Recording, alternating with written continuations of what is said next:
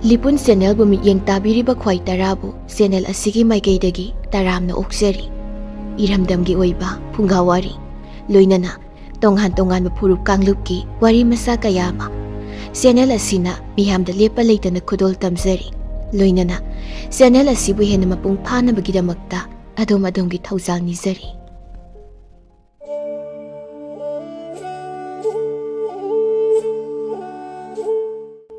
mayamda khudol tamjari phungawari apang samu hatpa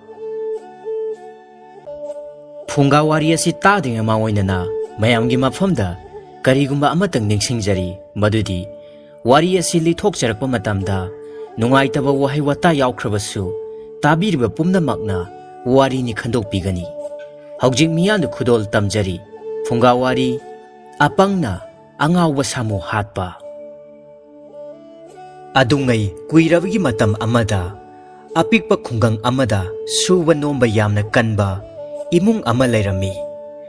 imung du mising yamlamde mama mapa amasung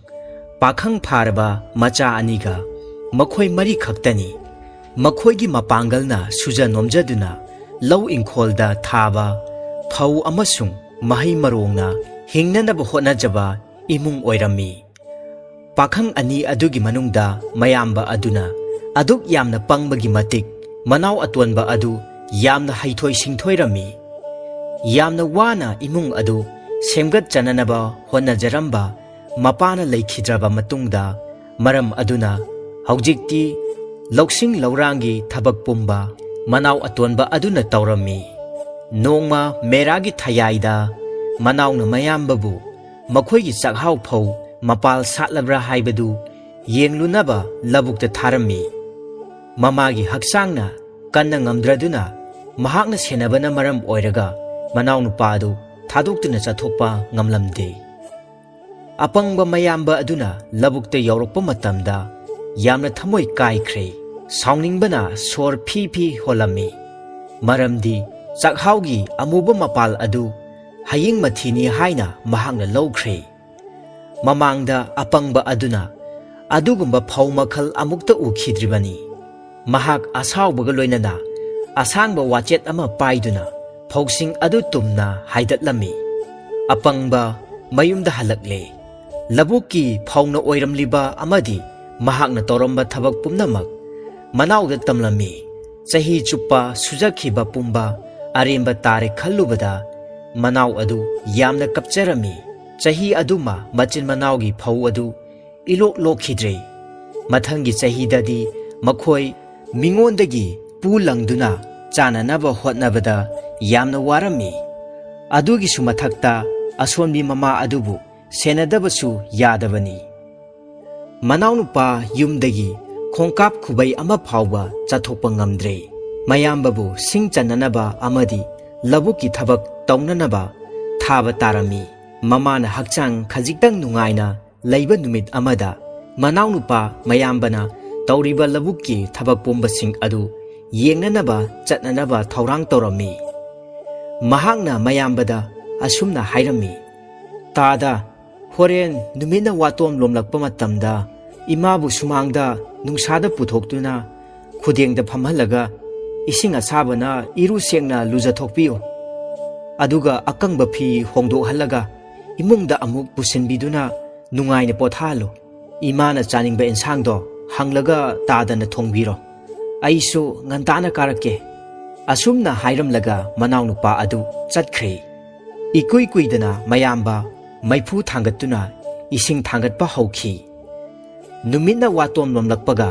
nungsasu yakhalakle apangba mapanda mamabu puthoraktuna sumangda thamba khudengda phamhalami brong brong saubagi chapugi ising adu apangbana mamagi mathakta hekta haitharami mamadu lawba ngamdana makhong phring kauramlaga sat tingthokre mayasu lawna kathorakle ahanbada apangbana mama adu irujabada nungaibadagi noklibani haina khalami adubu ireng lenglakkhidaba matau uraga sire haiba mahakna khanglakhi manawna soidana chairagani khanbada thawai yamna warami khudak aduda mamabu akangba phi amana hongdokpiraga mashamsu phajana hatokpire madugi matungda ingkholgi churakta pusinduna chuda ngaraga phamhalami mahakna chupkhraba chugangi mapai ama magi mamangda thamle manau labuktagi karakle yaurakpaga mayambada mamagi phibam hanglami mama iru maithajaba loiraga churakta phamduna chu tupli haina mayambana khumlai mayambagi wadu tabada manau kapkhre mama soidana siramlagani haiba mahakna khangkhrabani mahakna churakta changduna yengluba matamdadi onthokpa matau oiramle mamagi haksangi mafam pumnamakta ising asabana pokpagi khudam leire mayambana sauraba ising haitharaga mamabu hatlibani haiba khanglabasu kari taurugani khara chaiba nattana machin manaudu khulge ahallamansing taktuna mangam mathau pangthoknanaba koisen chelami mayamba apangbabu manaunai yamna kupna senarami nongmadi manauna chak thonglingai thum chaphuda yengluba matamda thum maru ama phauba yauramdre mayambada sel mayek ama piraga thum changda thum leirunaba thakhirami apangba adu thum haibigi wahai asi khonthok chumna haiba hairamde thun haina hai manauna hanjin hanjin taklaba matungda thum thum hairaga chatkhre onthokpani lambida khudi thijanbadagi apangba upraknana turami haugalakpada mahakna leiba lakpa posak adugi maming adu kawkhre munna khanduna ningsinglaba matungda thun thun thun hairaga chatkhirami thum sungbagi yum yorabada selmayek ama piraga thun ama piu haina hairami ahal aduna ningjonda pop pop phuduna phagi tawraga thum mayom ama pirakle apangba thum puduna mayumda halakle lambida sajik charamba sagol amana mangonda yenglaga kanna kanna khongaklami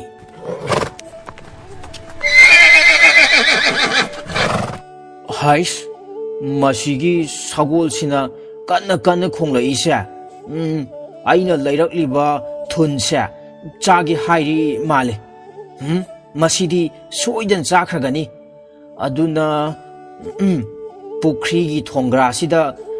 mapan sida hekta lupsinduna lotlage ngaihak leiraba matungda sagol adu chatkhirami apangbana thumlauge haiduna makhutna isingda luptuna humluba matamdadi ngasep ama phare thumdi phangkhidre thum chabada mabuk pik thallaba ngasep adu go go haina khonglami apangba aduna ngasep puraga mayumda lakle manauna thum leiraktrabadi kaidore haina hanglubada ngasep ama ulakhi tu inaw masigi ngase thunna onbane saungingbadagi manaw nupa adu nokthokre numittu machin manaw champhut chaduna lelami apangbabu manaw nupana yamna nungsirami ayuk ama labukta chatlamdaida manawna asumna hairami tada nang chak thonglamu ensangdi pangkhok irolamu apangbana haugadaba manba pangkhok thibada ingkholgidi phajadi haiduna khongbanda hauba lamban lep thumba apakpa maka ani hekluraga irolami manawna karakpa matamda chak thongba loiramle machin manaw ne tana phamduna chaba haurakle as lore lore ensang ado lengbana makhoi animak wa ngangba ngamlamde machinda tin ara ara taraga khanglammi manawna laura as siba tare tada as nang amukta chelo mama pungyeiba khoidane hainau jom hauri bane amukta helo madu charabadi lengbase soidana phagani apangba adu chenkhre mangonda pung semlamba mamada asumna hairui mama cholom cholom cholom nang cholom yengninge haiba yengu aine cholom tauge ko asi haiduna mama ahal aduna pung thingalakle humang tana cholom torami apangba adu mamana chong phan tauringai lengba adu phakre manawna halaktraba mayambabu thiba laklami mayambadu ningaidana pung cholom yengduna leiramle handaksu manawnu padu noklami ꯑꯁꯨꯝꯅ ꯃꯆꯤꯟ ꯃꯅꯥꯎ ꯑꯋꯥ ꯀꯌꯥ ꯈꯥꯡꯂꯗꯨꯅ ꯆꯍꯤ ꯀꯌꯥ ꯂꯦꯜꯂꯛꯂꯦ꯫ ꯍꯧꯖꯤꯛꯇꯤ ꯃꯈꯣꯏ ꯃꯌꯨꯝ ꯃꯀꯩ ꯄꯥꯟꯕꯒꯤ ꯃꯇꯝ ꯌꯧꯔꯛꯈ꯭ꯔꯕꯅꯤ꯫ ꯃꯇꯥꯡ ꯑꯁꯤꯗ ꯃꯅꯥꯎꯅ ꯃꯌꯥꯝꯕꯒꯤꯗꯃꯛꯇ ꯌꯥꯝꯅ ꯋꯥꯖꯔꯝꯃꯤ꯫ ꯑꯄꯪꯕ ꯅꯨꯄꯥꯕꯨ ꯀꯔꯝꯕ ꯅꯨꯄꯤꯅ ꯕꯣꯔ ꯑꯣꯏꯅꯤꯡꯒꯗꯒꯦ? ꯑꯗꯨꯕꯨ ꯍꯥꯏꯅꯕ ꯆꯨꯝꯃꯤ, ꯃꯔꯤꯡꯅ ꯁꯥꯕ ꯁꯪꯕꯥꯏ ꯅꯥꯝꯃ ꯍꯥꯡꯕ ꯍꯧꯅꯗꯦ꯫ ꯑꯄꯪꯕꯕꯨ ꯂꯩꯁꯥꯕꯤ ꯑꯃꯅ ꯉꯥꯏꯔꯝꯕꯒꯨꯝ ꯊꯣꯛꯈ꯭ꯔꯦ꯫ ꯂꯥꯏꯕꯛ ꯆꯥꯎꯕꯤ ꯑꯗꯨ ꯃꯌꯥꯝꯗꯒꯤ ꯂꯧꯁꯤꯡ ꯂꯧꯃꯥꯟ, ꯂꯣꯟꯆꯠ ꯁꯥꯖꯠ ꯍꯟꯊꯕ ꯅꯠꯇꯦ꯫ ꯃꯁꯥꯏ ꯈꯣꯡꯒꯠꯂꯕ ꯃꯇꯝ ꯐꯥꯎꯕ ꯃꯃꯥ ꯃꯄꯥꯅ ꯃꯆꯥꯕꯨ ꯊꯥꯖꯅꯕ ꯅꯨꯄꯥ ꯐꯪꯈꯤꯗꯕꯒꯤ ꯃꯔꯝ ꯃꯀꯣꯛ ꯇꯥꯡꯕꯗꯒꯤꯅꯤ꯫ ꯑꯗꯨꯅ ꯃꯥꯅ ꯑꯉꯥꯡ ꯑꯣꯏꯔꯤꯉꯩꯗ ꯁꯕꯤꯔꯥꯏ 5 ꯊꯨꯡꯈꯤꯕꯒꯤꯅꯤ ꯍꯥꯏꯕ ꯃꯤꯌꯥꯝꯅ ꯈꯪꯕꯤꯈꯤꯗꯦ꯫ ꯁꯨꯛ ꯁꯥꯔꯕꯤ ꯅꯤꯡꯉꯣꯜꯅꯦ ꯍꯥꯏꯅꯕꯒꯤ ꯏꯀꯥꯏꯕ ꯉꯥꯛꯊꯣꯛꯅꯕ ꯃꯃꯥ ꯃꯄꯥꯅ ꯃꯆꯥꯅꯨꯄꯤꯕꯨ ꯑꯄꯪꯕꯗ ꯊꯥꯖꯔꯝꯃꯤ꯫ ꯑꯄꯪꯕꯅ ꯅꯨꯄꯤ ꯃꯌꯨꯝꯗ ꯌꯥꯑꯣꯡ ꯏꯟꯗꯨꯅ ꯂꯩꯈ꯭ꯔꯕ ꯃꯇꯨꯡꯗ ꯃꯅꯥꯎꯅꯨꯄꯥꯁꯨ ꯅꯨꯄꯤ ꯑꯃꯒ ꯂꯨꯍꯣꯡꯗꯨꯅ ꯌꯨꯝꯕꯥꯟꯕ ꯉꯝꯅꯅꯕ ꯍꯣꯠꯅꯔꯝꯃꯤ꯫ ꯑꯄꯪꯒꯤ ꯅꯨꯄꯤ ꯑꯗꯨ ꯃꯄꯨꯔꯣꯏꯕ ꯅꯤꯡꯕꯤꯅꯤ꯫ ꯃꯤꯔꯛ ꯇꯤꯟꯕ ꯃꯇꯝꯗ ꯃꯄꯨꯔꯣꯏꯕꯒꯤ ꯑꯄꯪꯕ ꯃꯇꯧ ꯃꯤꯅ ꯈꯪꯈꯤꯗꯅꯕ ꯌꯥꯝꯅ ꯆꯦꯛꯁꯤꯟꯅ ꯍꯣꯠꯅꯖꯔꯝꯃꯤ꯫ ꯅꯤꯡꯉꯣꯜ ꯃꯋꯥ ꯑꯄꯪꯕꯗꯨ ꯇꯔꯨ ꯇꯅꯥꯟꯅ ꯂꯩꯕ ꯍꯩꯅꯔꯝꯗꯦ꯫ ꯃꯈꯣꯡ ꯃꯈꯨꯠ ꯅꯨꯔꯥ ꯊꯥꯡꯉꯤ꯫ ꯃꯀꯣꯛꯀꯤ ꯃꯁꯝ ꯑꯗꯨ ꯀꯕꯣꯛꯀꯪ ꯃꯔꯥꯒ ꯀꯔꯤꯁꯨ ꯈꯦꯠꯅꯗꯦ꯫ ꯃꯇꯝ ꯀꯨꯏꯅ ꯁꯦꯡꯗꯣꯛꯇ꯭ꯔꯕ ꯃꯌꯥꯗꯨ ꯎꯕꯗ ꯃꯅꯦꯝꯕꯣꯛꯅ ꯍꯥꯏꯔꯛꯏ, "ꯑꯇꯣ, ꯅꯪ ꯃꯪꯒ꯭ꯔꯥ ꯆꯥꯁꯤꯜꯂꯨ, ꯅꯌꯥꯗꯨ ꯈꯔ ꯂꯪꯅꯕ." ꯑꯄꯪꯕ ꯅꯨꯡꯇꯤꯒꯤ ꯃꯪꯒ꯭ꯔꯥ ꯑꯉꯥꯟꯕ ꯆꯥꯔꯝꯃꯤ꯫ ꯃꯅꯦꯝꯄꯣꯛꯀꯤ ꯌꯥꯊꯪ ꯏꯟꯕꯗ ꯃꯗꯨꯗ ꯃꯩ ꯍꯧꯅ ꯁꯥꯎꯈ꯭ꯔꯕꯤ ꯑꯍꯜ ꯑꯗꯨꯅ ꯅꯣꯡꯃꯁꯨ ꯍꯥꯏꯔꯛꯏ, "ꯑꯇꯣ, ꯅꯪꯁꯤ ꯆꯨꯍꯤꯅ ꯏꯔꯨ ꯂꯨꯖꯔꯕꯗꯤ ꯈꯔ ꯅꯥꯟꯒꯗ꯭ꯔꯥ ꯈꯪꯗ꯭ꯔꯦ." ꯑꯄꯪꯕ ꯃꯅꯦꯝꯕꯣꯛꯀꯤ ꯋꯥꯗꯨ ꯀꯥꯎꯔꯝꯗꯦ꯫ ꯅꯣꯡꯃ ꯌꯨꯝꯒꯤ ꯃꯤ ꯄꯨꯝꯅꯃꯛ ꯑꯇꯣꯞꯄ ꯈꯨꯟ ꯑꯃꯗ ꯂꯨꯍꯣꯡꯕ ꯌꯥꯎꯕ ꯆꯠꯅꯈꯤꯔꯝꯃꯤ꯫ ꯃꯈꯣꯏ ꯅꯨꯃꯤꯗꯥꯡ ꯋꯥꯏꯔꯝꯗ ꯍꯜꯂꯛꯀꯅꯤ꯫ ꯅꯤꯡꯉꯣꯜ ꯃꯋꯥꯗꯨ ꯆꯠꯊꯣꯛꯇꯅ ꯂꯩꯔꯝꯅꯕ ꯁꯤꯟꯅꯔꯝꯃꯤ꯫ ꯌꯨꯝ ꯑꯗꯨꯗ ꯂꯥꯛꯉꯩꯗꯒꯤ ꯍꯧꯅ ꯑꯄꯪꯕ ꯑꯗꯨꯅ ꯈ꯭ꯋꯥꯏꯗꯒꯤ ꯀꯤꯖꯕ ꯃꯤꯁꯛꯁꯤ ꯃꯍꯥꯛꯀꯤ ꯃꯅꯦꯝꯄꯣꯛꯅꯤ꯫ ꯃꯍꯥꯛ ꯅꯨꯡꯊꯤꯜ ꯆꯨꯞꯄ ꯌꯨꯝꯗꯒꯤ ꯆꯠꯊꯣꯛꯂꯝꯗꯦ꯫ ꯅꯨꯃꯤꯗꯥꯡ ꯋꯥꯏꯔꯝ ꯌꯧꯔꯛꯄꯗ ꯏꯔꯨ ꯂꯨꯖꯅꯤꯡꯕꯒꯤ ꯋꯥꯈꯜ ꯑꯃ ꯐꯥꯎꯔꯛꯂꯝꯃꯤ꯫ ꯃꯍꯥꯛ ꯃꯅꯦꯝꯄꯣꯛꯅ ꯆꯨꯍꯤꯅ ꯏꯔꯨ ꯂꯨꯖꯕꯒꯤ ꯋꯥꯐꯝ ꯄꯟꯈꯤꯕꯗꯨ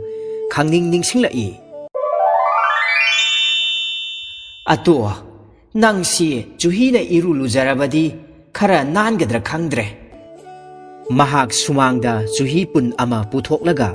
ꯈꯨꯖꯥꯏꯅ ꯀꯜꯂꯒ ꯃꯊꯛꯇ ꯍꯩꯊꯔꯝꯃꯤ꯫ ꯃꯁꯥ ꯄꯨꯝꯕ ꯅꯞꯈꯤꯕꯅ ꯂꯦꯡ ꯑꯣꯠꯄ ꯌꯥꯈꯤꯗ꯭ꯔꯦ꯫ ꯃꯍꯥꯛ ꯏꯃꯨꯡꯗ ꯆꯦꯟꯁꯤꯜꯂꯒ ꯀꯥꯡꯈꯗ ꯊꯝꯕ ꯍꯨꯏꯗ꯭ꯔꯤꯅ ꯐꯖꯅ ꯀꯥꯞꯊꯣꯛꯂꯕ ꯂꯁꯤꯡ ꯃꯣꯟ ꯃꯔꯛꯇ ꯊꯔꯣ ꯊꯔꯣ ꯑꯣꯜꯂꯝꯃꯤ꯫ ꯃꯀꯣꯛ ꯃꯔꯨ, ꯃꯃꯤꯠ ꯃꯃꯥꯏ, ꯃꯁꯥ ꯄꯨꯝꯕ ꯑꯗꯨ ꯂꯁꯤꯡꯅ ꯌꯣꯝꯈ꯭ꯔꯦ꯫ ꯃꯤꯡꯁꯦꯜꯗ ꯌꯦꯡꯕ ꯃꯇꯝꯗ ꯇꯥꯏꯕꯪ ꯃꯤ ꯅꯠꯇꯕ ꯑꯉꯛꯄ ꯖꯤꯕ ꯑꯃꯒꯨꯝꯅ ꯎꯖꯔꯝꯃꯤ꯫ ꯃꯍꯥꯛ ꯌꯥꯝꯅ ꯍꯔꯥꯎꯖꯔꯝꯃꯤ꯫ ꯑꯗꯨꯒ ꯃꯊꯟꯇ ꯖꯒꯣꯏ ꯁꯥꯔꯛꯈꯤ꯫ ꯌꯥꯆꯪꯕ ꯃꯇꯝꯗ ꯏꯃꯨꯡꯒꯤ ꯃꯤꯁꯤꯡ ꯊꯣꯡꯒꯥꯜꯂꯣꯝꯗ ꯋꯥ ꯉꯥꯡꯅꯕ ꯃꯈꯣꯜ ꯇꯥꯔꯛꯂꯦ꯫ ꯃꯍꯥꯛ ꯃꯅꯦꯝꯄꯣꯛꯀꯤ ꯃꯤꯆꯩ ꯀꯤꯃꯟꯈꯤꯕꯗꯒꯤ ꯈꯨꯗꯛ ꯑꯗꯨꯗ ꯁꯪꯒꯣꯜꯒꯤ ꯌꯥꯎ ꯃꯔꯛꯇ ꯆꯦꯟꯁꯤꯜꯂꯝꯃꯤ꯫ ꯃꯍꯥꯛ ꯑꯉꯧꯕ ꯌꯥꯎ ꯃꯔꯛꯇ ꯀꯨꯜꯂꯝꯃꯤ꯫ ꯑꯄꯪꯕꯅ ꯌꯨꯝꯗ ꯂꯩꯔꯝꯗꯕ ꯑꯗꯨꯗ ꯏꯃꯨꯡꯒꯤ ꯃꯤꯁꯤꯡ ꯀꯣꯏꯊꯤ ꯊꯤꯅꯔꯛꯂꯦ꯫ ꯅꯨꯃꯤꯗꯥꯡꯒꯤ ꯆꯥꯛ ꯆꯥꯅꯕ ꯃꯇꯝꯗꯨ ꯐꯥꯎꯕ ꯍꯟꯖꯤꯜꯂꯛꯇ꯭ꯔꯕꯗ ꯑꯄꯪꯕ ꯑꯗꯨ ꯁꯥꯎꯗꯨꯅ ꯃꯌꯨꯝꯗ ꯍꯟꯈ꯭ꯔꯕ ꯃꯥꯜꯂꯦ ꯍꯥꯏꯅ ꯈꯟꯅꯔꯝꯃꯤ꯫ ꯃꯍꯥꯛꯀꯤ ꯅꯨꯄꯤ ꯌꯥꯝꯅ ꯅꯨꯡꯉꯥꯏꯖꯔꯝꯗꯦ꯫ ꯅꯣꯡꯌꯥꯏ ꯃꯇꯝꯗ ꯁꯪꯒꯣꯜꯗ ꯌꯥꯎ ꯍꯨꯔꯥꯟꯕ ꯅꯨꯄꯥ ꯑꯃ ꯆꯪꯂꯛꯂꯦ꯫ ꯃꯥꯅ ꯑꯆꯧꯕ ꯌꯥꯎ ꯈꯟꯕꯗ ꯃꯈꯣꯡ ꯄꯥꯏꯗꯨꯅ ꯌꯦꯡꯂꯛꯂꯝꯃꯤ꯫ ꯃꯆꯤꯟꯗꯁꯨ ꯂꯣꯟꯅ ꯁꯣꯜꯂꯝꯃꯤ꯫ "ꯈꯣꯡꯄꯤꯛ ꯈꯣꯡꯖꯥꯎ, ꯈꯣꯡꯄꯤꯛ ꯈꯣꯡꯖꯥꯎ, ꯈꯣꯡꯄꯤꯛ ꯈꯣꯡꯖꯥꯎ, ꯀꯔꯝꯕ ꯂꯧꯁꯤꯒꯦ? ꯈꯣꯡꯖꯥꯎ ꯍꯦꯛꯇ ꯊꯤꯔꯒꯦ." ꯍꯨꯔꯥꯟꯕꯅ ꯑꯄꯪꯕꯒꯤ ꯃꯈꯣꯡ ꯄꯥꯏꯔꯛꯈꯤ꯫ ꯑꯗꯨꯒ ꯂꯣꯟꯅ ꯍꯥꯏꯔꯝꯃꯤ, "ꯍꯩꯁ, ꯂꯩꯔꯦ ꯁꯤꯗ꯫ ꯏꯃꯥꯏ, ꯁꯤꯒꯤ ꯌꯥꯎꯁꯤꯗꯤ ꯑꯣꯟꯊꯣꯛꯅ ꯆꯥꯎꯈ꯭ꯔꯦꯗ." ꯍꯨꯔꯥꯟꯕ ꯑꯄꯪꯕꯅ ꯑꯣꯟꯕ ꯌꯥꯎ ꯑꯗꯨ ꯂꯦꯡꯕꯥꯟꯗ ꯊꯥꯡꯒꯠꯇꯨꯅ ꯁꯪꯒꯣꯜꯗꯒꯤ ꯊꯣꯔꯛꯂꯦ꯫ ꯍꯨꯔꯥꯟꯕ ꯑꯃꯝꯕ ꯑꯍꯤꯡꯗ ꯍꯨꯃꯥꯡ ꯇꯞ ꯇꯞ ꯇꯥꯅ ꯌꯥꯎ ꯄꯨꯔꯒ ꯅꯨꯡꯁꯥ ꯁꯣꯔ ꯐꯤ ꯐꯤ ꯍꯣꯟꯗꯨꯅ ꯑꯁꯨꯝ ꯂꯥꯛꯈꯤ꯫ ꯌꯥꯝꯅ ꯊꯥꯞꯅ ꯂꯥꯛꯂꯕꯒꯤ ꯃꯇꯨꯡꯗ ꯇꯨꯔꯦꯜ ꯑꯃꯅ ꯃꯃꯥꯡꯗ ꯊꯠꯇꯨꯅ ꯂꯩꯔꯝꯂꯦ꯫ huranbagi pukninggi wa adu mapan thorakle. As wanthokpanida turel asidi aidi karamna lanthokani kadai waidana hena thelibajano mafam aduwaidani apangbana singchanba chatpada yamna toina turel adu lanthok lansin tawribasi mahak kadai waide theli luribana karamba mafamdano haiba yamna munna khanglammi kimanbadagi kariyamatta lengdana lakhiba apangba adu huranbagi lengbandagi asumna hairaklammi asigi mapa swaida khara hena thenbani is aina ngasaidagi humang takhai thawai khubakta haptuna puraklibasidi taibang mini dana ai thawai hingnaba chelhorage yamna thina pakhat khraba huranba aduna apangbabu isingda langtharamduna mathwai hingnanaba huttana chenkhre apangba hidenda tingbadagi masa pumbada pakliba lasingsing adu lauthoknaba honabada yamna ningthina iruja thokre nura pumba kokhrabani nongalakpa matamda mahak mayumda halaklami yumgi misingna apangbadu nongma chupna turelda irujarubani haina longnarami nongma apangbagi nupi aduna pekliba macha poduna laikai lana phaulangba chatkhi ayukki chak apangbana thongba tarami mahaki nupina sinaramba thabaksing adu mathang kaidana asum chathakhi leirangdagi chak chafu thangtharaga mataida yaiba tanja adumaktada phaklang maya nakna utin amakhak chenduna sanarami kachin koya koichen cheliba jiba adu khwai miyamna kari kongnabage haiba apangbanadi khanglamde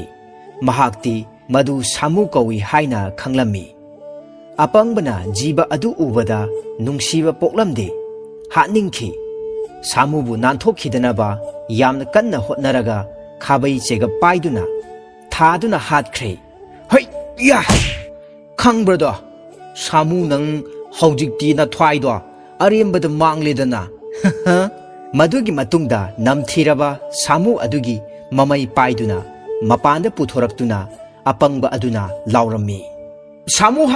hale aina samu hale matam aduda ningthau manai ani mamang leirakta chatlammi makhoi phajaba sagol leirunaba ningthauna tharakpani apangbana laurakpa tabada makhoi ani yamna ngakna yengnarami madugi matungda ningthau manai ani duna apangbagi manakta laklaga asumna hanglaklami nupa nang tasengna samu hatpa ngambra apangna napalga loinana khumlaklami is samu hatpabu aruba thabaklo tara adum hatpigene karimnare khanduna ningthau manai sing adu chatkhre masigi matung sahi khara leiraga leibak aduda awaba thodok ama thoklami konunggi samu ngaurakpadagi yum kai kaya thudekre mi kaya tamthina hatkre yenghaiba jat natte mamangda leiramba mi pumnamak manatona kotlaga makhong khuda yaikhairaga khongpakna netkhaire leibak miyam ahing tumba khangnadre chafam thakpham khangnadre kaithel pumnamak khuntak lansikhre maigai khudingmakta tengtha nawoina nilammi ningthauna thauna phaba lani kaya thaduna hatnanaba hotnarami adubu aremba takhre makhoi amatasu halakhidre ningthaugi pambai makhal yengbada lang thakhi atopa samu kaya thadoi adubu karisu kanakhidre ningthauna sabau lanpau chenduna lauthokhi akan nathau thoraklo angawa samu hatpa ngamba mida aigi leijariba lanthum pumnamaki tangkhai ama mana oina pigani kanasu chongthoraktrabada ningthau masamak khutlai paiduna samu hatpa sana khonglengba tare matam asida ningthau manai anina asumna wa hangalaklami iningthau arapa khungang amada nanai aikhoi anina matam amada samu hatpa ngamba nupa amakha thengnajarakhi mabu amuktang konung asida kaukhatlaga samu hatpagi wafam asi khananaba tawbiyu manai anigi wadu tabada ningthauna yathang piraklami chatlo nakhoi ani changduna hairiba nupa adu yamna thuna konungda purau ningthaugi manai sing apangbagi mayumda yaurakle matam aduda mahaki nupidi ꯂꯩꯀꯥꯏꯗ ꯁꯤꯂꯪꯕ ꯆꯠꯈꯤ ꯑꯄꯪꯕꯕꯨ ꯅꯤꯡꯊꯧꯒꯤ ꯌꯥꯊꯪ ꯃꯇꯨꯡ ꯏꯟꯅ ꯀꯣꯅꯨꯡꯗ ꯄꯨꯔꯛꯂꯝꯃꯤ ꯅꯤꯡꯊꯧꯅ ꯑꯄꯪꯕꯗ ꯍꯪꯂꯝꯃꯤ ꯅꯨꯄꯥ ꯅꯍꯥꯛ ꯁꯥꯃꯨ ꯍꯥꯠꯄ ꯉꯝꯃꯤ ꯍꯥꯏꯕꯗꯨ ꯑꯆꯨꯝꯕ꯭ꯔꯥ ꯑꯄꯪꯕꯅ ꯈꯨꯝꯂꯛꯂꯝꯃꯤ ꯍꯣꯏ ꯏꯅꯤꯡꯊꯧ ꯉꯝꯖꯩ ꯌꯥꯝꯅ ꯅꯨꯡꯉꯥꯏꯔꯦ ꯑꯊꯧꯕ ꯅꯍꯥꯛꯅ ꯑꯩꯒꯤ ꯑꯉꯥꯎꯕ ꯁꯥꯃꯨꯕꯨ ꯍꯥꯠꯄꯤꯗꯨꯅ ꯂꯩꯕꯥꯛꯀꯤ ꯑꯋꯥꯕꯁꯦ ꯑꯃꯨꯛꯇꯗꯤ ꯀꯣꯛꯍꯟꯕꯤꯌꯨ ꯑꯗꯨꯒ ꯑꯩꯅ ꯂꯥꯎꯊꯣꯛꯆꯈꯤꯕ ꯃꯅꯥ ꯑꯗꯣ ꯁꯣꯏꯗꯅ ꯐꯪꯕꯤꯌꯨ ꯅꯤꯡꯊꯧꯗꯨꯅ ꯇꯛꯁꯤꯜꯂꯛꯂꯝꯃꯤ ꯑꯄꯪꯕ ꯍꯔꯥꯎꯅ ꯈꯨꯝꯂꯛꯏ ꯏꯅꯤꯡꯊꯧ ꯑꯩ ꯁꯣꯏꯗꯅ ꯍꯥꯠꯆꯒꯦ ꯍꯧꯖꯤꯛ ꯁꯥꯗꯨ ꯀꯗꯥꯏꯗ ꯂꯩꯕꯒꯦ ꯃꯈꯥ ꯊꯪꯕ ꯆꯤꯡꯖꯥꯎꯒꯤ ꯎꯃꯪꯗ ꯂꯣꯠꯇꯨꯅ ꯂꯩꯔꯤ ꯃꯐꯝ ꯑꯗꯨꯗ ꯀꯩꯗꯧꯉꯩꯗꯤ ꯆꯠꯂꯒ ꯍꯥꯠꯄ ꯉꯝꯂꯨꯒꯅꯤ ꯏꯅꯤꯡꯊꯧ ꯍꯌꯦꯡꯃꯛ ꯍꯦꯛꯇ ꯆꯠꯆꯒꯅꯤ ꯀꯔꯤꯒꯨꯝꯕ ꯅꯍꯥꯛꯅ ꯑꯩꯉꯣꯟꯗ ꯀꯔꯦꯝ ꯀꯊꯥꯏꯅꯕ ꯑꯣꯏꯔꯝꯂꯕ ꯅꯠꯇ꯭ꯔꯒ ꯁꯥꯗꯨꯕꯨ ꯎꯕꯗ ꯀꯤꯃꯟꯕꯗꯒꯤ ꯆꯦꯜꯂꯛꯂꯕ ꯅꯁꯥ ꯑꯉꯥꯡ ꯑꯣꯜꯂꯦ ꯍꯥꯏꯅ ꯈꯟꯖꯧ ꯏꯅꯤꯡꯊꯧ ꯅꯅꯥꯏꯅ ꯁꯥꯃꯨꯗꯨ ꯁꯣꯏꯗꯅ ꯍꯥꯠꯆꯒꯅꯤ ꯑꯄꯪꯕꯒꯤ ꯋꯥꯉꯥꯡ ꯇꯥꯔꯒ ꯃꯥꯕꯨ ꯅꯥꯄꯜꯅ ꯊꯨꯝꯃꯠꯂꯕ ꯃꯤꯁꯛ ꯑꯃ ꯑꯣꯏꯅ ꯃꯤꯌꯥꯝꯅ ꯂꯧꯅꯩ ꯁꯤꯔꯕ ꯃꯇꯝꯁꯤꯗ ꯏꯔꯥꯛꯅꯔꯕ ꯃꯤꯅ ꯑꯇꯥꯎꯕ ꯏꯀꯥ ꯂꯥꯝꯂꯛꯄꯒꯨꯝ ꯊꯣꯛꯈ꯭ꯔꯦ ꯑꯣꯏꯊꯣꯛꯄ ꯅꯠꯇ꯭ꯔꯒ ꯑꯣꯏꯊꯣꯛꯇꯕꯒꯤ ꯋꯥ ꯊꯤꯗꯅ ꯅꯤꯡꯊꯧꯅ ꯅꯨꯄꯥ ꯑꯗꯨꯕꯨ ꯊꯧꯔꯥꯡ ꯇꯧꯔꯨꯅꯕ ꯃꯌꯨꯝꯗ ꯍꯜꯍꯟꯈ꯭ꯔꯦ ꯑꯄꯪꯕꯅ ꯃꯌꯨꯝꯗ ꯍꯜꯂꯛꯂꯕꯗ ꯃꯥꯒꯤ ꯅꯨꯄꯤꯅ ꯃꯊ꯭ꯋꯥꯏ ꯋꯥꯅ ꯉꯥꯏꯗꯨꯅ ꯂꯩꯔꯝꯃꯤ ꯀꯣꯅꯨꯡꯗ ꯉꯥꯡꯅꯔꯝꯕ ꯋꯥ ꯄꯨꯝꯅꯃꯛ ꯃꯄꯨꯔꯣꯏꯕꯅ ꯇꯝꯂꯕꯗ ꯃꯍꯥꯛꯀꯤ ꯅꯨꯄꯤ ꯍꯥꯏꯅꯤꯡꯉꯥꯏ ꯂꯩꯇꯅ ꯋꯥꯔꯝꯃꯤ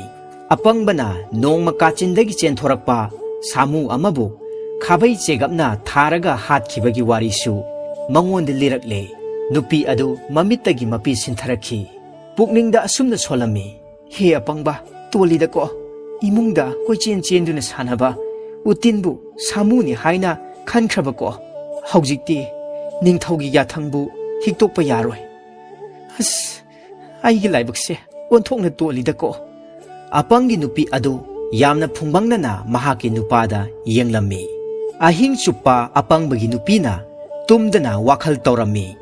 ꯃꯍꯥꯛ ꯌꯥꯝꯅ ꯀꯞꯆꯔꯝꯃꯤ ꯄꯪꯂꯕ ꯃꯄꯨꯔꯣꯏꯕꯅ ꯅꯨꯡꯁꯤꯔꯕ ꯃꯆꯥꯕꯨ ꯑꯃꯗꯤ ꯃꯍꯥꯛ ꯃꯁꯥꯕꯨ ꯍꯨꯟꯗꯣꯛꯂꯝꯂꯒ ꯃꯊꯪꯒꯤ ꯅꯨꯃꯤꯠꯇ ꯇꯥꯏꯕꯪ ꯊꯥꯗꯣꯛꯈ꯭ꯔꯒꯅꯤ ꯃꯍꯥꯛꯅ ꯀꯔꯤ ꯃꯔꯥꯜ ꯂꯪꯖꯔꯨꯕꯅ ꯑꯁꯤꯒꯨꯝꯂꯕ ꯏꯀꯥꯏꯅꯤꯡꯉꯥꯏ ꯑꯣꯏꯔꯕ ꯑꯋꯥꯕ ꯊꯧꯗꯣꯛ ꯑꯁꯤ ꯄꯤꯕꯤꯔꯤꯕꯅꯣ ꯍꯥꯏꯅ ꯇꯥꯏꯕꯪ ꯁꯦꯝꯕ ꯃꯄꯨꯗ ꯀꯞꯇꯨꯅ ꯋꯥꯀꯠꯆꯔꯝꯃꯤ ꯑꯍꯤꯡ ꯃꯃꯩ ꯑꯣꯏꯔꯛꯂꯕꯗ ꯃꯉꯣꯟꯗ ꯋꯥꯈꯜ ꯑꯃ ꯂꯥꯛꯂꯦ ꯃꯍꯥꯛ ꯃꯩ ꯍꯧꯒꯠꯇꯨꯅ ꯀꯕꯣꯛ ꯄꯣꯛꯂꯝꯃꯤ ꯀꯕꯣꯛꯇꯨ ꯆꯨꯍꯤ ꯇꯣꯠꯂꯒ ꯃꯅꯨꯡꯗ ꯌꯥꯝꯅ ꯁꯥꯊꯤꯕ ꯇꯥꯏꯕꯪ ꯃꯤꯕꯨ ꯈꯨꯗꯛꯇ ꯁꯤꯕ ꯉꯝꯕ ꯑꯀꯟꯕ ꯍꯨ ꯐꯨꯝꯂꯒ ꯀꯕꯣꯛ ꯃꯇꯨꯝ 5 ꯁꯥꯔꯝꯃꯤ ꯁꯥꯃꯨꯅ ꯃꯇꯠ ꯃꯇꯠ ꯊꯗꯠꯄꯗ ꯑꯋꯥꯕ ꯆꯩꯅꯥ ꯈꯥꯡꯒꯗꯧ ꯁꯔꯨꯛ ꯍꯨ ꯌꯥꯎꯔꯕ ꯀꯕꯣꯛ ꯆꯥꯔꯒ ꯄꯪꯊꯗꯨꯅ ꯃꯄꯨꯔꯣꯏꯕꯗꯨ ꯁꯤꯖꯔꯁꯅꯨ ꯍꯥꯏꯅ ꯈꯜꯂꯝꯃꯤ ꯃꯁꯤ ꯈꯟꯗꯨꯅ ꯊꯧꯔꯥꯡ ꯑꯗꯨ ꯄꯥꯏꯈꯠꯈꯤꯕꯅꯤ ꯅꯣꯡꯉꯥꯟꯕꯒ ꯑꯌꯨꯛꯇ ꯑꯄꯪꯕ ꯃꯄꯨꯔꯣꯏꯕꯕꯨ ꯉꯟꯇꯥꯅ ꯆꯥꯛ ꯄꯤꯖꯔꯒ ꯅꯨꯄꯤꯅ ꯍꯥꯏꯔꯝꯃꯤ ꯈꯥꯎ ꯑꯁꯤ ꯌꯥꯟꯁꯤꯜꯂꯨ ꯃꯁꯤꯒꯤ ꯃꯅꯨꯡꯗ ꯑꯩꯅ ꯀꯕꯣꯛ ꯃꯇꯨꯝ 5 ꯍꯥꯞꯄꯅꯤ ꯅꯍꯥꯛꯅ ꯍꯣꯔꯦꯟ ꯎꯃꯪꯗ ꯁꯥꯃꯨꯗꯨ ꯍꯦꯛ ꯊꯦꯡꯅꯕꯒ ꯀꯕꯣꯛ ꯑꯁꯤ ꯆꯥꯎ ꯄꯥꯡꯒꯜ ꯍꯥꯞꯅꯅꯕꯅꯤ ꯑꯗꯨꯒ ꯁꯥꯃꯨ ꯊꯦꯡꯅꯗ꯭ꯔꯤ ꯐꯥꯎꯕꯗꯤ ꯀꯕꯣꯛ ꯑꯁꯦ ꯈꯛ ꯆꯥꯕ ꯌꯥꯗꯦꯀꯣ ꯑꯄꯪꯕ ꯑꯗꯨ ꯅꯨꯄꯤꯒꯤ ꯋꯥ ꯃꯨꯟꯅ ꯇꯥꯔꯝꯃꯤ ꯃꯍꯥꯛ ꯅꯥꯀꯟꯗ ꯈꯥꯎ ꯌꯥꯟꯁꯤꯜꯂꯒ ꯈꯥꯕꯩ ꯆꯦꯒꯞ ꯄꯥꯏꯗꯨꯅ ꯁꯥꯃꯨ ꯍꯥꯠꯄ ꯊꯣꯔꯛꯂꯦ ꯑꯄꯪꯕꯗꯨ ꯅꯤꯡꯊꯧꯅ ꯇꯥꯛꯄ ꯎꯃꯪ ꯇꯝꯅ ꯂꯥꯛꯂꯝꯃꯤ ꯎꯃꯪ ꯌꯧꯔꯛꯄꯗ ꯃꯍꯥꯛ ꯑꯁꯣꯡꯕ ꯅꯥꯔꯛ ꯁꯤꯡꯂꯛ ꯂꯩꯃꯥꯏꯗ ꯇꯥꯔꯤꯕ ꯎꯅꯥꯁꯤꯡ ꯍꯥꯏꯗꯣꯛꯇꯨꯅ ꯐꯠꯇ꯭ꯔꯕ ꯑꯉꯥꯎꯕ ꯁꯥꯃꯨ ꯑꯗꯨꯕꯨ ꯊꯤꯔꯝꯃꯤ ꯀꯗꯥꯏꯗꯕꯨ ꯂꯩꯔꯤꯕꯖꯥꯠꯅꯣ ꯑꯁꯤꯗꯁꯨ ꯂꯩꯇꯦꯅꯦ ꯃꯁꯤꯒꯤ ꯁꯥꯃꯨ ꯑꯉꯥꯎꯕꯁꯦ ꯐꯅ ꯀꯨꯏꯅ ꯂꯣꯠꯂꯤꯗ ꯂꯩꯃꯥꯏꯒꯤ ꯅꯨꯡꯂꯛ ꯃꯔꯛ ꯂꯩꯀ꯭ꯔꯛ ꯑꯍꯣꯕꯁꯤꯡꯗꯁꯨ ꯆꯦꯞꯊꯗꯨꯅ ꯌꯦꯡꯂꯝꯃꯤ ꯁꯥꯃꯨ ꯊꯤꯕ ꯐꯪꯂꯛꯇ꯭ꯔꯕꯗ ꯃꯍꯥꯛ ꯌꯥꯝꯅ ꯆꯣꯛꯊꯔꯦ ꯎꯔꯨꯝꯗ ꯐꯝꯗꯨꯅ ꯉꯥꯏꯍꯥꯛ ꯄꯣꯊꯥꯔꯝꯃꯤ ꯃꯇꯝ ꯑꯗꯨꯗ ꯎꯔꯛꯇꯒꯤ ꯆꯥꯎꯔꯕ ꯁꯥꯃꯨ ꯑꯃ ꯃꯅꯥꯇꯣꯟ ꯊꯥꯡꯒꯠꯇꯨꯅ ꯃꯍꯥꯛꯄꯨ ꯎꯕꯗ ꯃꯥꯂꯦꯝ ꯅꯤꯛꯅ ꯈꯣꯡꯗꯨꯅ ꯆꯦꯟꯁꯤꯜꯂꯛꯂꯝꯃꯤ ꯑꯄꯥꯛꯄ ꯃꯅꯥ ꯑꯆꯧꯕ ꯃꯌꯥ ꯑꯃꯗꯤ ꯁꯥꯡꯂꯕ ꯃꯅꯥꯇꯣꯟ ꯄꯥꯟꯕ ꯆꯤꯡꯃꯨꯛ ꯆꯥꯎꯕ ꯁꯥ ꯑꯗꯨ ꯎꯕꯗ ꯃꯍꯥꯛꯅ ꯃꯃꯥꯡꯗ ꯑꯃꯨꯛꯇ ꯎꯖꯈꯤꯗ꯭ꯔꯤ ꯃꯍꯥꯛ ꯀꯤꯕꯅ ꯊꯛ ꯊꯛ ꯅꯤꯛꯂꯝꯃꯤ ꯂꯦꯡꯕꯥꯟꯗ ꯌꯥꯜꯂꯤꯕ ꯈꯥꯎ ꯃꯈꯨꯠꯇ ꯄꯥꯏꯔꯤꯕ ꯈꯥꯕꯩ ꯆꯦꯒꯞ ꯂꯩꯃꯥꯏꯗ ꯊꯥꯗꯔꯝꯂꯒ ꯑꯄꯪꯕ ꯎ ꯑꯃꯗ ꯌꯥꯝꯅ ꯊꯨꯅ ꯀꯥꯈꯠꯂꯛꯂꯝꯃꯤ Samu adu ukhong yokshalak laimai da tariba khaw adu manatona manam namlaga khaw adu da yauriba kabok matum manga adu samuduna sathokhirami. Madugi matungda samuduna apangbana phamliba usa aduda lamnaba hotnaramlaga laimai da phaina tukhirami. Achauba leibung amagi maong malaba samuna ireng lenglakhidrabada apangba uthaktagi kumtharakle. Mangonda thauna ama lakpadagi achauba nung ama thangattuna samugi makok hanna surami. Madugi matungda machin tumlaba mahaki chegap aduna kanna thilami. Haujikti samu makoktagi sentharakpa ina laimai adu pungang ngangkhre. Sadu tasengna sire haiba khangbaga loinana apangbana ningthaugi angauba samu haibadu masi oiramba tare haina khalami. Mahak lauba haurakle. Samu hale! Aine samu hale! Samu hale! Lau lauduna chelakhibana apang konung yaurakle. Thajaba ngamdraba ningthauna manai lani kaya ama umangda thaduna yenghalami. Angauba samu aduna ukhong amada makoktagi ina turel oina senduna siduna lerambadu ubada makhoi pumnamak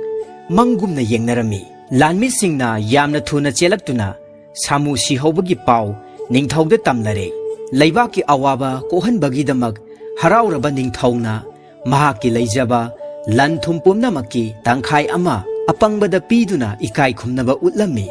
Haujikti apangba amasung mapuroiba ningjabi nupi laibak aduda ani suba laima ningthaugumna nungaina pankhirami.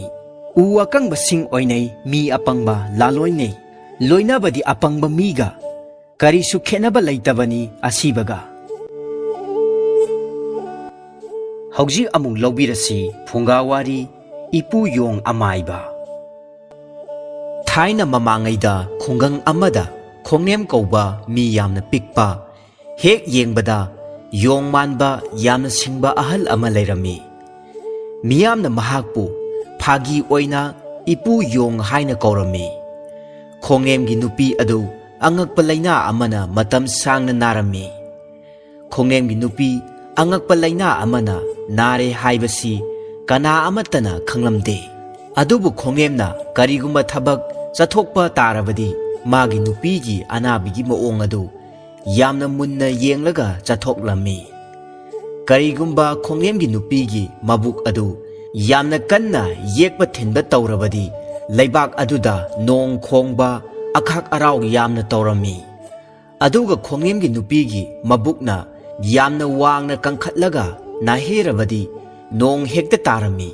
Nongmadi ikang thagi nungthil pobop amada nungsana lawai satpagumna sarami. Atiya sinba thungna yengbada leichil nong phai machet ama phauba thangba udre. Matam aduda khongemna kaithel chatluge khanduna magi nupigi manakta changlakpa matamdadi magi nupigi mabuk adu angakpa phangna wangna kangkhaltuna anabagi chaina khangbagi nahiduna leiramle. Madu ubada khongemna khongu bud ama tongshili aduga nong tupnaba ising changdaba furit achonba ama lisilli. Satin achauba ama makhutta pairaga kaithel tamna laklami. Nungsa yakna saba asida khongemgi tawrokliba matau adu ururaga lambida chatlamba kaithelda leiramba leisabi pakhang amadi nupi angang pumnamakna noknaduna karemnabaga loinana ipu yong nangbu ngaurabro asi haiduna khuba khujillami. Maduda khongemna yamna tapna hairei. Ibungo khoi ibema khoi chalo nayum yongnaba nong churaklagadabani ko asumna asum hairamlaga kaithel tamna noktuna sangsilai. Haiba taubaga ngaihakki manungda nongna wa taraklami. Atiya sinba thungna nongna kupsin khirami. Phibam adu ubada miyamna ngakpaga loinana khongnemda hanglai. Ipu nangna karamna nong tagani haibasi khanglibano? Ipu di hana khangduna satin tuptuna laklabanina nongsu karimata chotre. Aikhoi di khangdabanina nongna loina chotledo. Khongnemna noklaga khumlai. Aidi hekta khangi. Aishu ꯑꯃꯥꯏꯕ ꯑꯃꯥꯏꯕꯤꯒꯨꯝꯅ ꯂꯥꯏꯒ ꯉꯥꯏꯍꯥꯛ ꯂꯩꯇꯅ ꯋꯥꯔꯤ ꯁꯥꯟꯅꯔꯤꯕꯅꯤꯅꯦ꯫ ꯑꯁꯨꯝꯅ ꯍꯥꯏꯔꯛꯄꯗ ꯈꯣꯡꯅꯦꯝ ꯑꯗꯨ ꯃꯤꯌꯥꯝꯅ ꯂꯥꯏꯋꯥ ꯇꯤꯟꯋꯥ ꯁꯥꯟꯅꯕꯅꯤ ꯍꯥꯏꯅ ꯈꯟꯈ꯭ꯔꯦ꯫ ꯑꯁꯨꯝꯅ ꯃꯇꯝ ꯈꯔ ꯍꯧꯈ꯭ꯔꯦ꯫ ꯅꯣꯡꯃ ꯑꯃꯨꯛ ꯈꯣꯡꯅꯦꯝꯅ ꯀꯩꯊꯦꯜꯗ ꯆꯠꯂꯝꯗꯥꯏꯗ ꯃꯥꯒꯤ ꯅꯨꯄꯤꯒꯤ ꯃꯅꯥꯛꯇ ꯆꯪꯁꯤꯜꯂꯒ ꯑꯅꯥꯕꯒꯤ ꯂꯥꯏꯑꯣꯡ ꯑꯗꯨ ꯌꯦꯡꯂꯝꯃꯤ꯫ ꯃꯇꯝ ꯑꯗꯨꯗ ꯈꯣꯡꯅꯦꯝꯒꯤ ꯅꯨꯄꯤ ꯑꯗꯨ ꯌꯥꯝꯅ ꯀꯟꯅ ꯌꯦꯛꯄ ꯊꯤꯟꯕ ꯇꯧꯔꯛꯂꯝꯃꯤ꯫ ꯑꯗꯨꯕꯨ ꯃꯕꯨꯛꯇꯤ ꯀꯟꯈꯠꯂꯝꯗꯦ꯫ ꯃꯔꯝ ꯑꯗꯨꯅ ꯅꯣꯡ ꯃꯪꯂꯕꯁꯨ ꯅꯣꯡꯗꯤ ꯇꯥꯔꯣꯏ ꯍꯥꯏꯕ ꯈꯣꯡꯅꯦꯝꯅ ꯈꯪꯂꯝꯃꯤ꯫ ꯃꯔꯝ ꯑꯗꯨꯅ ꯐꯤ ꯑꯄꯥꯕ ꯑꯃꯟꯕ ꯑꯃ ꯁꯦꯠꯂꯒ ꯈꯥꯎ ꯑꯃ ꯃꯈꯨꯠꯇ ꯄꯥꯏꯔꯒ ꯀꯩꯊꯦꯜ ꯇꯝꯅ ꯂꯥꯛꯂꯝꯃꯤ꯫ ꯑꯇꯤꯌꯥ ꯄꯨꯝꯕ ꯑꯃꯨꯕ ꯅꯣꯡꯅ ꯃꯄꯩ ꯑꯣꯏꯅ ꯀꯨꯞꯁꯤꯜꯂꯝꯃꯤ꯫ ꯃꯔꯝ ꯑꯗꯨꯅ ꯂꯝꯕꯤꯗ ꯂꯥꯛꯄ ꯃꯤ ꯄꯨꯝꯅꯃꯛ ꯁꯥꯇꯤꯟ ꯑꯃꯃꯝ ꯃꯈꯨꯠꯇ ꯄꯥꯏꯗꯨꯅ ꯆꯠꯅꯔꯝꯃꯤ꯫ ꯃꯤꯌꯥꯝ ꯑꯗꯨꯅ ꯈꯣꯡꯅꯦꯝꯗ ꯍꯥꯏꯔꯛꯏ, "ꯑꯦ ꯏꯄꯨꯌꯣꯡ, ꯅꯪꯗꯤ ꯅꯣꯡ ꯃꯪꯕ ꯃꯇꯝ ꯑꯁꯤꯗꯅ ꯁꯥꯇꯤꯟ ꯄꯨꯗ꯭ꯔꯕꯣ?" ꯃꯇꯝ ꯑꯗꯨꯗ ꯈꯣꯡꯅꯦꯝꯅ ꯈꯨꯝꯂꯝꯃꯤ, "ꯃꯤꯌꯥꯝ ꯄꯨꯝꯅꯃꯛ, ꯅꯣꯡ ꯀꯔꯤꯁꯨ ꯇꯥꯔꯣꯏꯗ, ꯁꯥꯇꯤꯟ ꯄꯨꯔꯨꯅꯨ, ꯋꯥꯅꯅꯕꯅꯤꯅꯦ." ꯑꯁꯤ ꯍꯥꯏꯔꯝꯂꯒ ꯃꯍꯧꯁꯥꯒꯨꯝ ꯈꯣꯡꯅꯦꯝꯗꯣ ꯅꯣꯛ ꯅꯣꯛꯇꯨꯅ ꯆꯠꯈ꯭ꯔꯦ꯫ ꯅꯨꯃꯤꯠ ꯑꯗꯨꯁꯨ ꯅꯣꯡ ꯃꯔꯤꯛ ꯑꯃ ꯐꯥꯎꯕ ꯇꯥꯔꯝꯗꯅ ꯅꯨꯡꯁꯥ ꯑꯃꯨꯛ ꯁꯥꯗꯣꯔꯛꯂꯦ꯫ ꯃꯇꯧ ꯑꯁꯤ ꯎꯕꯗ ꯃꯤꯌꯥꯝꯁꯤꯡ ꯑꯗꯨꯅ ꯏꯄꯨꯌꯣꯡꯁꯤ ꯌꯥꯝꯅ ꯍꯩꯕ ꯑꯃꯥꯏꯕ ꯑꯃꯅꯤ ꯍꯥꯏꯅ ꯋꯥ ꯋꯥ ꯂꯥꯎꯅ ꯉꯥꯡꯅꯕ ꯍꯧꯔꯛꯂꯦ꯫ ꯅꯣꯡꯃ ꯑꯃꯨꯛ ꯈꯣꯡꯅꯦꯝꯒꯤ ꯅꯨꯄꯤ ꯑꯗꯨ ꯃꯕꯨꯛ ꯌꯥꯝꯅ ꯀꯟꯅ ꯀꯪꯂꯝꯃꯤ꯫ ꯃꯔꯝ ꯑꯗꯨꯅ ꯑꯈꯥꯛ ꯑꯔꯥꯎ ꯇꯧꯒꯅꯤ ꯍꯥꯏꯕ ꯈꯣꯡꯅꯦꯝꯅ ꯍꯥꯟꯅ ꯃꯨꯟꯅ ꯈꯪꯂꯝꯃꯤ꯫ ꯈꯣꯡꯅꯦꯝꯅ ꯂꯝꯕꯤꯗ ꯆꯠꯅ ꯆꯠꯅ ꯂꯝꯕꯤꯗ ꯂꯩꯔꯝꯕ ꯑꯉꯥꯡꯁꯤꯡꯗ ꯑꯃꯗꯤ ꯃꯃꯥꯅ ꯄꯣꯗꯨꯅ ꯄꯨꯔꯛꯄ ꯑꯉꯥꯡꯒꯤ ꯃꯃꯥꯁꯤꯡꯗ ꯑꯁꯨꯝꯅ ꯍꯥꯏꯔꯝꯃꯤ, "ꯑꯉꯥꯡꯁꯤꯡ, ꯅꯈꯣꯏ ꯄꯨꯝꯅꯃꯛ ꯅꯌꯨꯝ ꯅꯌꯨꯝꯗ ꯆꯠꯅꯔꯣ꯫ ꯑꯈꯥꯛ ꯑꯔꯥꯎ ꯇꯧꯒꯗꯧꯔꯦ꯫ ꯑꯗꯨꯒ ꯏꯕꯦꯝꯃ, ꯅꯈꯣꯏꯅ ꯄꯨꯔꯤꯕ ꯑꯉꯥꯡꯁꯤꯡꯗꯣ ꯇꯨꯝꯍꯟꯒꯅꯨ꯫ ꯑꯈꯥꯛ ꯑꯔꯥꯎ ꯇꯧꯕꯗ ꯈꯪꯈ꯭ꯔꯕꯗꯤꯅꯦ ꯌꯥꯝꯅ ꯐꯠꯇꯦꯀꯣ." ꯍꯥꯏꯕ ꯇꯧꯕꯒ ꯉꯥꯏꯍꯥꯛꯀꯤ ꯃꯇꯨꯡꯗ ꯑꯇꯤꯌꯥꯗ ꯅꯣꯡ ꯃꯇꯨꯝ ꯃꯇꯨꯝꯒ ꯊꯦꯡꯒꯥꯏꯅꯔꯛꯇꯨꯅ ꯑꯈꯥꯛ ꯑꯔꯥꯎ ꯇꯧꯔꯛꯂꯦ꯫ ꯑꯁꯤꯒꯨꯝꯂꯕ ꯈꯣꯡꯅꯦꯝꯒꯤ ꯃꯇꯧ ꯑꯁꯤꯗ ꯃꯤꯌꯥꯝ ꯄꯨꯝꯅꯃꯛꯅ ꯈꯣꯡꯅꯦꯝꯕꯨ ꯂꯩꯋꯥ ꯍꯩꯕ ꯑꯐꯥꯎꯕ ꯑꯃꯥꯏꯕꯅꯤ ꯍꯥꯏꯅ ꯊꯥꯖꯅꯈ꯭ꯔꯦ꯫ ꯃꯇꯝ ꯈꯔ ꯂꯩꯔꯒ ꯃꯧ ꯅꯍꯥ ꯑꯃ ꯈꯣꯡꯅꯦꯝꯒꯤ ꯌꯨꯝꯗ ꯍꯣꯕꯦ ꯍꯣꯕꯦ ꯂꯥꯛꯂꯒ ꯀꯞꯇꯨꯅ ꯍꯥꯏꯔꯔꯦ, "ꯏꯄꯨꯌꯣꯡ, ꯅꯃꯧꯒꯤ ꯁꯅꯥ ꯈꯨꯗꯣꯞ ꯑꯃ ꯃꯐꯝ ꯈꯪꯗꯅ ꯃꯥꯡꯈ꯭ꯔꯦ꯫ ꯑꯗꯨꯅ ꯏꯄꯨꯅ ꯂꯩꯋꯥ ꯇꯧꯔꯒ ꯈꯨꯗꯣꯞ ꯑꯗꯣ ꯀꯗꯥꯏꯗ ꯂꯩꯕꯒꯦ ꯍꯥꯏꯕꯗꯣ ꯑꯃꯨꯛꯇ ꯌꯦꯡꯕꯤꯌꯣ." ꯃꯧ ꯅꯍꯥ ꯑꯗꯨꯒꯤ ꯃꯇꯧ ꯑꯗꯨ ꯎꯕꯗ ꯈꯣꯡꯅꯦꯝ ꯑꯗꯣ ꯂꯩꯋꯥꯗꯤ ꯍꯩꯇꯕꯅꯤꯅ ꯉꯥꯏꯍꯥꯛ ꯋꯥꯈꯜ ꯇꯧꯔꯒ ꯑꯁꯨꯝꯅ ꯍꯥꯏꯔꯛꯏ, "ꯏꯕꯦꯝꯃ, ꯀꯔꯤꯁꯨ ꯄꯥꯈꯠꯈꯤꯅꯨꯗ꯫ ꯆꯠꯂꯣ ꯆꯠꯂꯣ, ꯀꯣꯟ ꯐꯦꯡꯐꯝꯗ ꯀꯔꯤꯗ ꯑꯃꯨꯛꯇ ꯌꯦꯡꯂꯨꯆꯣ꯫ ꯐꯪꯗ꯭ꯔꯒ ꯏꯄꯨꯁꯨ ꯂꯥꯛꯀꯦ꯫ ꯊꯤꯕꯗꯣ ꯏꯄꯨꯁꯨ ꯌꯥꯎꯔꯒꯦꯀꯣ." ꯈꯣꯡꯅꯦꯝꯒꯤ ꯋꯥꯗꯨ ꯃꯧ ꯅꯍꯥ ꯑꯗꯨꯅ ꯂꯩꯋꯥꯅꯤ ꯍꯥꯏꯅ ꯈꯟꯈ꯭ꯔꯦ꯫ ꯑꯗꯨꯅ ꯈꯨꯗꯛꯇ ꯆꯠꯇꯨꯅ ꯀꯣꯟ ꯐꯦꯡꯐꯝꯗ ꯌꯦꯡꯂꯨꯕ ꯃꯇꯝꯗꯗꯤ ꯁꯅꯥ ꯈꯨꯗꯣꯞ ꯑꯗꯣ ꯂꯩꯔꯝꯂꯦ꯫ ꯑꯁꯨꯝꯅ ꯆꯥꯅꯔꯨꯕꯗꯒꯤ ꯁꯅꯥ ꯈꯨꯗꯣꯞ ꯐꯪꯂꯕ ꯃꯧ ꯅꯍꯥ ꯑꯗꯨꯅ ꯃꯤꯌꯥꯝꯗ ꯋꯥꯔꯤ ꯇꯧꯕꯗꯒꯤ ꯈꯣꯡꯅꯦꯝꯒꯤ ꯃꯤꯡꯆꯠ ꯈꯨꯟ ꯄꯨꯝꯅꯃꯛꯇ ꯈꯪꯅꯔꯛꯂꯦ꯫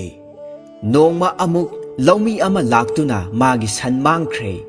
ꯂꯩꯋꯥ ꯇꯧꯗꯨꯅ ꯑꯃꯨꯛꯇ ꯊꯤꯕꯤꯌꯨ ꯍꯥꯏꯔꯔꯦ꯫ ꯂꯧꯃꯤꯗꯨꯒꯤ ꯋꯥꯗꯨ ꯇꯥꯔꯒ ꯈꯣꯡꯅꯦꯝꯅ ꯅꯣꯛꯇꯨꯅ ꯍꯥꯏꯔꯛꯏ, "ꯁꯪꯒꯣꯟ ꯃꯁꯛ ꯈꯪꯂꯕ ꯁꯥꯅ ꯈꯛ ꯃꯥꯡꯕ ꯍꯧꯅꯗꯦꯗ꯫ ꯑꯇꯣ, ꯀꯔꯤꯁꯨ ꯅꯨꯡꯁꯥ ꯊꯤꯔꯨꯅꯨ, ꯉꯁꯤ ꯅꯣꯡꯃ ꯅꯤꯅꯤꯁꯤꯗ ꯂꯥꯛꯀꯅꯤꯗ꯫ ꯆꯠꯂꯣ ꯆꯠꯂꯣ, ꯀꯔꯤꯁꯨ ꯄꯥꯈꯠꯀꯅꯨ." ꯂꯧꯃꯤ ꯑꯗꯨꯒꯤ ꯄꯨꯛꯅꯤꯡ ꯐꯥꯊꯔꯗꯨꯅ ꯏꯆꯝ ꯆꯝꯅ ꯊꯦꯝꯖꯤꯟꯈꯤꯕ ꯈꯛꯇꯅꯤ꯫ ꯍꯟꯗꯛꯁꯨ ꯂꯧꯃꯤ ꯑꯗꯨꯅ ꯌꯨꯝꯗ ꯍꯟꯗꯨꯅ ꯅꯨꯃꯤꯠ ꯅꯤꯅꯤ ꯂꯩꯔꯒ ꯁꯟ ꯑꯗꯣ ꯆꯥꯅꯔꯗꯨꯅ ꯃꯇꯣꯝꯇ ꯍꯟꯖꯔꯛꯂꯒ ꯁꯪꯒꯣꯟꯗ ꯀꯨꯟꯗꯨꯅ ꯂꯩꯔꯝꯂꯦ꯫ ꯑꯁꯨꯝꯅ ꯃꯃꯩꯊꯪꯗꯗꯤ ꯈꯣꯡꯅꯦꯝꯅ ꯍꯥꯏꯕ ꯄꯨꯝꯅꯃꯛ ꯄꯪꯆꯥꯟꯗ ꯆꯥꯅꯈꯤꯕꯗꯒꯤ ꯃꯤꯌꯥꯝꯅ ꯂꯩꯋꯥ ꯌꯥꯝꯅ ꯍꯩꯕ ꯑꯃꯥꯏꯕꯅꯤ ꯍꯥꯏꯅ ꯏꯀꯥꯏ ꯈꯨꯝꯅꯕ ꯍꯧꯈ꯭ꯔꯦ꯫ ꯃꯗꯨꯗꯒꯤꯗꯤ ꯈꯨꯜ ꯑꯗꯨꯒꯤ ꯃꯤꯌꯥꯝ ꯄꯨꯝꯕꯅ ꯏꯄꯨꯌꯣꯡ ꯍꯥꯏꯅ ꯀꯧꯔꯝꯕ ꯑꯗꯨ ꯇꯣꯛꯊꯣꯛꯇꯨꯅ ꯃꯗꯨꯒꯤ ꯃꯍꯨꯠꯇ ꯄꯟꯊꯧ ꯑꯃꯥꯏꯕ ꯍꯥꯏꯅ ꯀꯧꯅꯈ꯭ꯔꯦ꯫ ꯃꯇꯝ ꯈꯔ ꯂꯩꯔꯒ ꯂꯩꯕꯥꯛ ꯑꯗꯨꯒꯤ ꯅꯤꯡꯊꯧꯒꯤ ꯃꯖꯥꯏꯕꯦꯝꯃ ꯔꯥꯖꯀꯨꯃꯥꯔꯤꯒꯤ ꯁꯅꯥ ꯈꯨꯖꯤ ꯈꯨꯗꯣꯞ ꯂꯤꯛ ꯑꯃꯗꯤ ꯃꯃꯜ ꯌꯥꯝꯂꯕ ꯄꯣꯠꯆꯩ ꯀꯌꯥ ꯃꯐꯝ ꯈꯪꯗꯅ ꯃꯥꯡꯈꯤꯔꯝꯃꯤ꯫ ꯁꯅꯥ ꯂꯨꯄꯥꯁꯤꯡ ꯑꯗꯣ ꯀꯣꯅꯨꯡꯒꯤ ꯑꯉꯝ ꯑꯊꯧ ꯄꯨꯝꯅꯃꯛꯅ ꯊꯤꯕ ꯌꯥꯕ ꯊꯤꯔꯕꯁꯨ ꯐꯪꯕ ꯀꯧꯕ ꯂꯩꯈꯤꯗ꯭ꯔꯦ꯫ ꯃꯔꯝ ꯑꯗꯨꯅ ꯅꯤꯡꯊꯧꯅ ꯊꯣꯡ ꯁꯪꯕꯗ ꯌꯥꯊꯪ ꯇꯧꯔꯝꯃꯤ꯫ ꯅꯪꯅ ꯊꯣꯡ ꯁꯪꯂꯤꯉꯩꯗ ꯃꯥꯡꯕꯅꯤꯅ ꯅꯪꯅ ꯂꯩꯕꯥꯛ ꯑꯁꯤꯗ ꯂꯩꯔꯤꯕ ꯑꯃꯥꯏꯕ ꯑꯃꯥꯏꯕꯤ ꯄꯨꯝꯅꯃꯛ ꯀꯧꯈꯠꯇꯨꯅ ꯂꯩꯐꯥꯎ ꯇꯧꯍꯜꯂꯒ ꯔꯥꯖꯀꯨꯃꯥꯔꯤꯒꯤ ꯁꯅꯥ ꯂꯨꯄꯥꯁꯤꯡ ꯑꯗꯣ ꯊꯤꯍꯜꯂꯨ꯫ ꯃꯥꯡꯈ꯭ꯔꯤꯕ ꯄꯣꯠꯂꯝ ꯄꯨꯝꯕ ꯐꯪꯍꯟꯕ ꯉꯝꯕ ꯑꯃꯥꯏꯕ ꯑꯃꯥꯏꯕꯤꯗꯨ ꯂꯩꯕꯥꯛ ꯑꯁꯤꯒꯤ ꯑꯃꯥꯏꯕ ꯑꯃꯥꯏꯕꯤꯒꯤ ꯃꯀꯣꯛ ꯍꯥꯞꯀꯅꯤ꯫ ꯑꯗꯨꯒ ꯂꯣꯏꯅꯅ ꯄꯨꯟꯁꯤ ꯆꯨꯞꯄ ꯊꯕꯛ ꯁꯨꯡꯁꯨ ꯁꯨꯗꯅ ꯆꯥꯕ ꯀꯣꯟꯅꯅꯕ ꯃꯔꯟ ꯃꯊꯨꯝ ꯀꯌꯥ ꯄꯤꯒꯅꯤ꯫ ꯑꯗꯨꯒ ꯂꯣꯏꯅꯅ ꯃꯥꯒꯤ ꯑꯆꯧꯕ ꯌꯨꯝ ꯑꯃꯁꯨ ꯀꯣꯅꯨꯡꯗ ꯁꯥꯕꯤꯒꯅꯤ꯫ ꯑꯗꯨꯒ ꯀꯔꯤꯒꯨꯝꯕ ꯔꯥꯖꯀꯨꯃꯥꯔꯤꯒꯤ ꯁꯅꯥ ꯂꯨꯄꯥ ꯃꯥꯡꯈꯤꯕ ꯑꯗꯨꯒꯤ ꯂꯩꯐꯥꯎ ꯇꯧꯗꯨꯅ ꯐꯪꯍꯟꯕ ꯉꯝꯗꯕ ꯇꯥꯔꯕꯗꯤ ꯂꯩꯕꯥꯛ ꯑꯁꯤꯗ ꯂꯩꯕ ꯌꯥꯔꯣꯏ ꯍꯥꯏꯅ ꯂꯥꯎꯊꯣꯛꯎ꯫ ꯑꯁꯤ ꯍꯥꯏꯅ ꯅꯤꯡꯊꯧꯅ ꯑꯀꯟꯕ ꯌꯥꯊꯪ ꯇꯧꯔꯝꯃꯤ꯫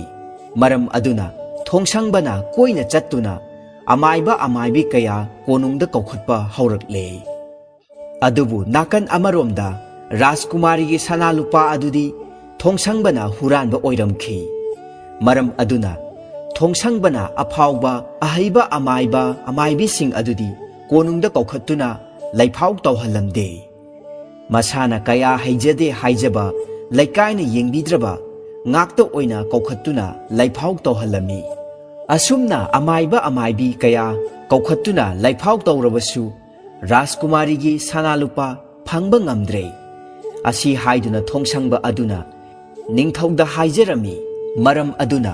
ꯀꯣꯅꯨꯡꯗ ꯂꯥꯛꯈꯤꯕ ꯑꯃꯥꯏꯕ ꯑꯃꯥꯏꯕꯤ ꯄꯨꯝꯅꯃꯛ ꯃꯤꯔꯩꯕꯥꯛꯇ ꯂꯣꯏ ꯊꯥꯅꯕꯒꯤꯗꯃꯛꯇ ꯀꯩꯁꯨꯝꯁꯪꯗ ꯊꯝꯈ꯭ꯔꯦ꯫ ꯀꯣꯅꯨꯡꯗ ꯅꯤꯡꯊꯧꯅ ꯃꯅꯥꯏ ꯃꯁꯦꯜ ꯄꯨꯝꯅꯃꯛ ꯀꯧꯈꯠꯇꯨꯅ ꯀꯔꯤ ꯄꯥꯝꯕꯩ ꯂꯩꯔꯤ ꯍꯥꯏꯅ ꯋꯥ ꯇꯥꯅꯔꯝꯃꯤ꯫ ꯃꯇꯝ ꯑꯗꯨꯗ ꯅꯤꯡꯊꯧꯒꯤ ꯃꯅꯥꯏ ꯑꯃꯅ ꯑꯁꯨꯝꯅ ꯍꯪꯒꯠꯆꯔꯛꯂꯝꯃꯤ꯫ ꯏꯅꯤꯡꯊꯧ,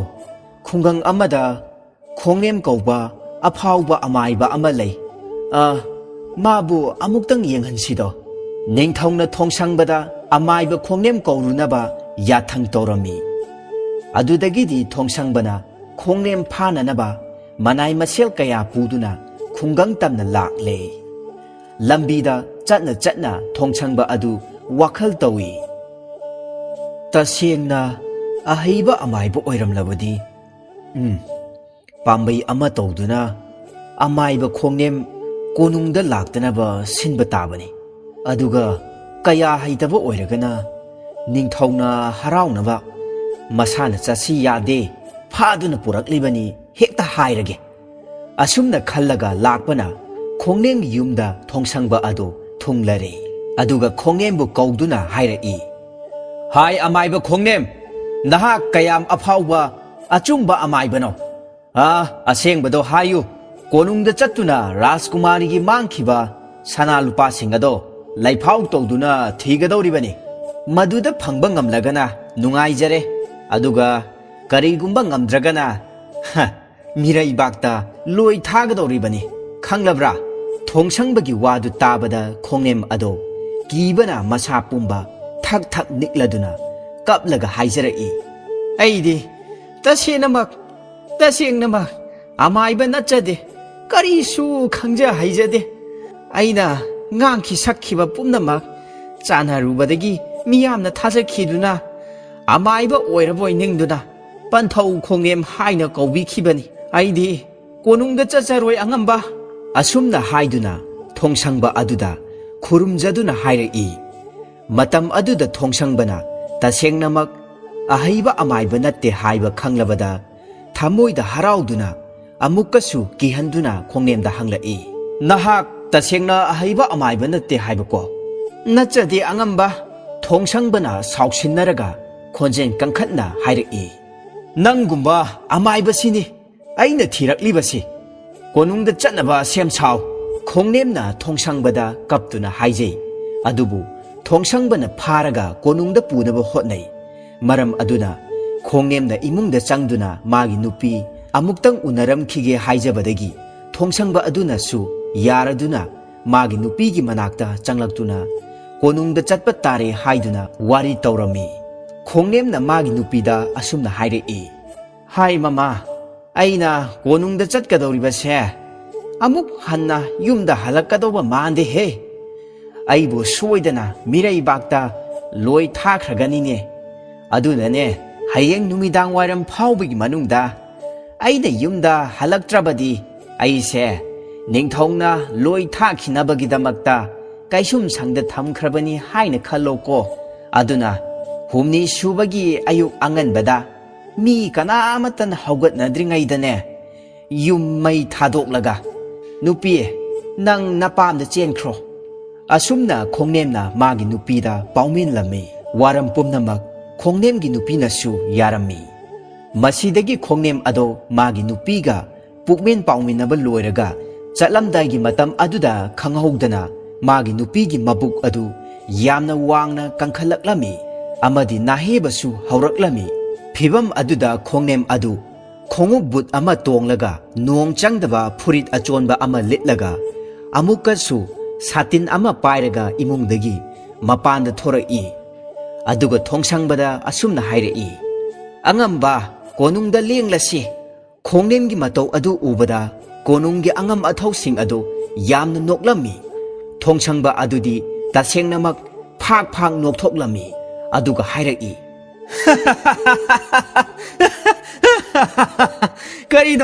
karino khongnem amaiba nangbu thasi thanau khara khara haubro atiyada laichil nongphai machet amatasu thangde aduga nungsagi maisana lawai luton kaiba makhai saraba matam sidabu setliba fizol aduga satin aduga kari tongnagi hairiba none khongnemna noklaga khumlai angamba ngasidi nongse khara kanna tagadori aduna konung yaudringaida taraklabadi icho chona ining thogi mamangda changbadu nungaitraduna tawjabani warau biganuko angamba khongnemgi wadu taraga thongsangbana khalli masigi khongnem hairiba amaibase pangkhraba miniko amaiba nate thasi thanau hawajani he nongsu mangde aduga mana ikang tha asidabu nong chugani haibasinadi ai karisu thoina kiningai oidresa khongnem nasu rajkumari gi sanalupa adu puthokpa ngamlaroi asumna khanjaduna thongsangba adu mapukningda haraujjarami asumna khongnem phamnaiba sing aduga asum lakpana numidang wairam konungda thunglare thongsangbana amaiba khongnem lakpagi paw adu ningthauda pirare ningthauna haraklami ngasigidi thengle hayeng konunggi phamnaiba sing laklaga amaibagi laifau yenglasi ngasi ahing asidine konunggi maningda lairiba sang aduda matomta thamlo mahaksu wakhal loksing tawjarasanu aduga kari kari polam changadagi haibadu piyu amaibagi chana thaknaba langu asi haina yathang piramlaga ningthau chatkhre tanja aduda atiya pumba amangba laichilna kupsinkhre nongna wa taraktuna konung adu isingna punglang langle nong tarakpa aduda thongsangba adu thawai waba mihul dangdang chongba haurakle thongsangbana khalli hais soiredana aina tawruba pumnamak ado khanglaktuna siba tarene khongnem haiba amaiba sidi yamna laifau chumba amaibani haina miyamna ngangnariba si soidana chumba tari mana ngasai thora amdaida nong tarakani haikibadu chumledana ngasi numidangsi amaiba sina hayeng karamna laifau tawgadawge haibado amukta ai tumdana lona hekta yenglage asumna numit tasinkhiduna ningthongna yathang tawrambagi matung inna amaiba ado mathanta thamkhre mipum khudimak tumna hipnakhre adubu khongem amaibadi tumba yaramde hayeng karamna laifau tawgani aidi amaiba sunatte onthokpanida ai soidana awaba taba tare asi khanduna tumba yaramde nakan amaromdana thongsangba adu thawai wabana ahing tumba yadre tuminna haugatuna laklaga khongnem amaibana leiriba ka adugi tumpham leiriba ꯐꯛꯂꯥꯡ ꯃꯌꯥꯗ ꯊꯣꯡꯁꯪꯕꯗꯨ ꯅꯛꯁꯤꯟꯗꯨꯅ ꯀꯔꯤ ꯇꯧꯔꯤꯕꯒꯦ ꯍꯥꯏꯗꯨꯅ ꯇꯥꯔꯝꯃꯤ꯫ ꯃꯇꯝ ꯑꯗꯨꯗ ꯈꯣꯡꯅꯦꯝꯅ ꯃꯊꯟꯇ ꯀꯞꯂꯤ ꯀꯞꯂꯤ ꯇꯛꯁꯤ ꯁꯣꯟꯖꯔꯗꯨꯅ ꯍꯥꯏꯔꯝꯃꯤ, "ꯑꯣ, ꯑꯈꯪ ꯑꯍꯩ ꯁꯥꯈꯣꯗꯅ ꯅꯍꯥꯟ ꯃꯈꯩ ꯃꯤꯁꯤꯡꯅ ꯈꯪꯂꯝꯗꯕꯗꯣ ꯍꯌꯦꯡꯗꯤ ꯁꯣꯏꯗꯅ ꯑꯋꯥꯐꯝꯗ ꯇꯥꯔꯒꯅꯤ, ꯃꯤꯄꯨꯝ ꯇꯤꯡꯅ ꯈꯪꯅꯔꯒꯅꯤꯗꯣ." ꯑꯁꯨꯝꯅ ꯈꯣꯡꯅꯦꯝꯅ ꯅꯍꯥꯟ ꯃꯈꯩ ꯃꯥꯒꯤ ꯅꯨꯄꯤꯒꯤ ꯐꯤꯕꯝ ꯌꯦꯡꯂꯒ ꯑꯈꯪ ꯑꯍꯩ ꯁꯥꯔꯨꯕꯒꯤ ꯉꯁꯤꯗꯤ ꯃꯍꯥꯛ ꯑꯋꯥꯐꯝꯗ ꯇꯥꯒꯗꯧꯔꯦ ꯍꯥꯏꯅ ꯃꯁꯥ ꯃꯊꯟꯇ ꯁꯣꯟꯖꯕ ꯑꯗꯨ ꯇꯥꯔꯒ ꯊꯣꯡꯁꯪꯕ ꯑꯗꯨ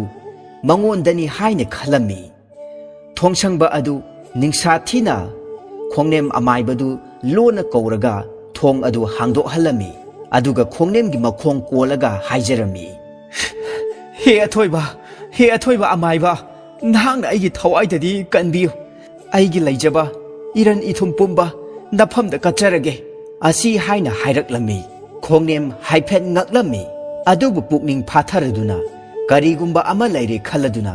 ꯂꯧꯁꯤꯡ ꯇꯧꯕ ꯍꯧꯔꯛꯏ꯫ ꯑꯗꯨꯒ ꯆꯤꯡꯂꯦꯝꯅ ꯍꯥꯏꯔꯛꯏ, "ꯑꯆꯨꯝꯕ ꯑꯁꯦꯡꯕ ꯑꯗꯨꯗ ꯁꯦꯡꯅ ꯍꯥꯏꯗꯣꯛꯄꯤꯌꯨ꯫ ꯑꯉꯝꯕ,